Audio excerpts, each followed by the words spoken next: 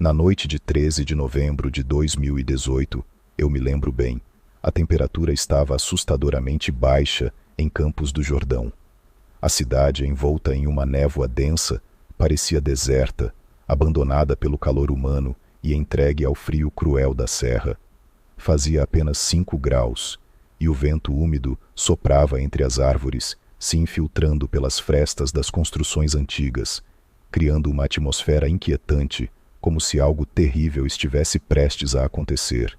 Eu havia decidido passar alguns dias ali com meus amigos, uma tentativa de fuga da rotina, de renovar o ânimo, mas a verdade é que, desde o início, eu sentia que algo estava errado. Talvez tenha sido o silêncio opressor das ruas à noite, ou talvez as sombras estranhas que pareciam se mover quando passávamos. Campos do Jordão, em baixa temporada, é um lugar fantasmagórico por si só, mas naquela noite havia algo mais.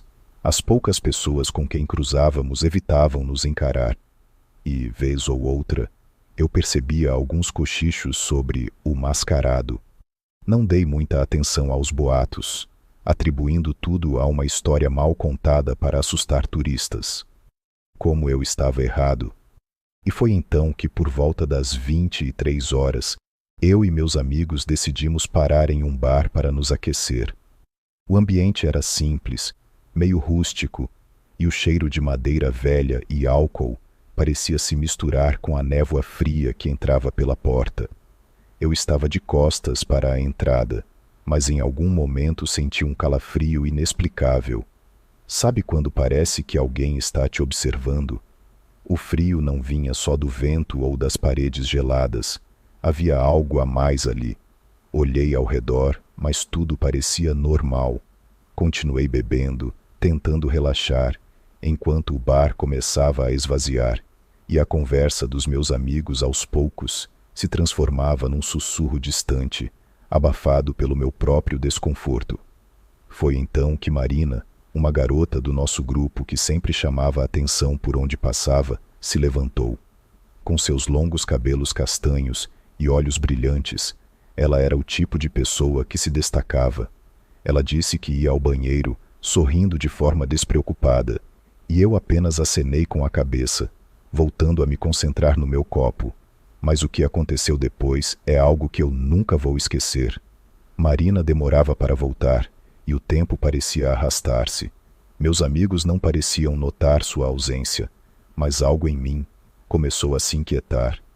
Depois de alguns minutos, o bar estava quase vazio, e eu decidi ir atrás dela, mais para tranquilizar minha própria mente do que por qualquer outra coisa. Caminhei pelo corredor estreito que levava aos banheiros, iluminado apenas por uma lâmpada fraca que piscava de vez em quando, lançando sombras perturbadoras nas paredes úmidas.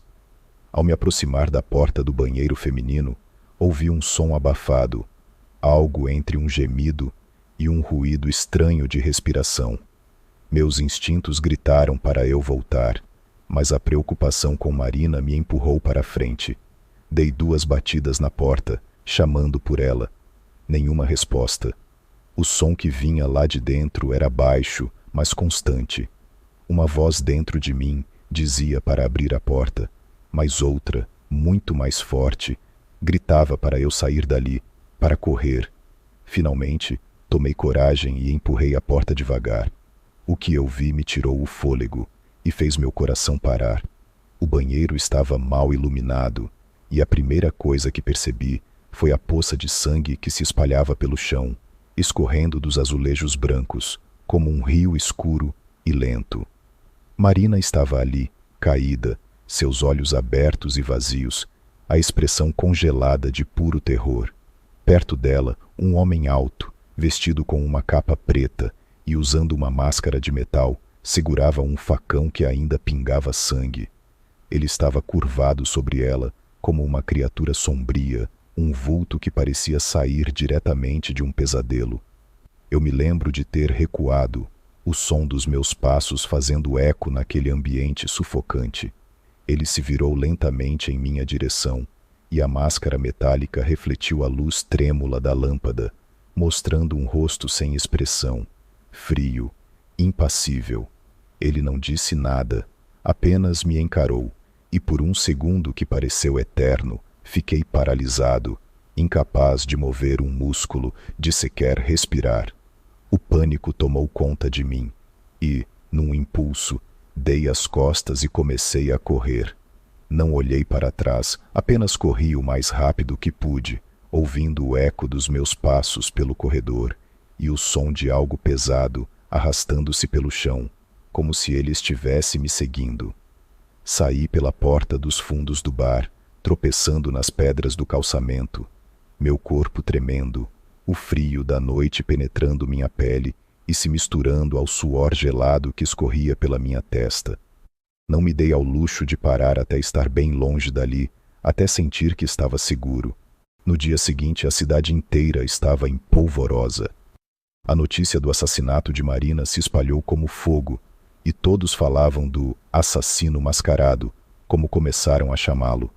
A polícia fez perguntas, mas eu estava em choque, incapaz de relatar tudo o que havia visto. Eu ainda sentia o olhar frio daquela máscara, o brilho do facão pingando sangue fresco e o cheiro metálico que parecia impregnar cada canto daquele banheiro.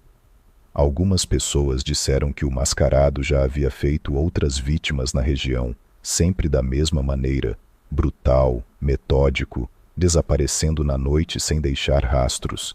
Mas aquela foi a primeira vez que eu me deparava com algo tão próximo, tão real. As semanas seguintes foram um borrão. Eu mal conseguia dormir, e quando fechava os olhos, a imagem de Marina caía sobre mim, como um peso insuportável. Ela aparecia em meus sonhos, estendendo a mão ensanguentada, os olhos fixos em mim, como se me culpasse por tê-la deixado ali. Eu comecei a evitar espelhos, porque sempre que me via refletido, lembrava do que tinha acontecido naquele banheiro maldito, daquela noite em que eu entrei em um lugar sombrio demais para suportar. A cidade nunca foi a mesma depois disso. Os bares passaram a fechar mais cedo. As ruas ficaram ainda mais vazias à noite, e o nome do assassino se tornou um tabu, uma lenda viva e aterrorizante. Mas eu sei que ele não é apenas uma lenda. Eu estive cara a cara com ele. Vi a máscara que ele usa para esconder o que quer que seja que se passa em sua mente distorcida. Não é um fantasma, nem uma história para assustar turistas. Ele é real.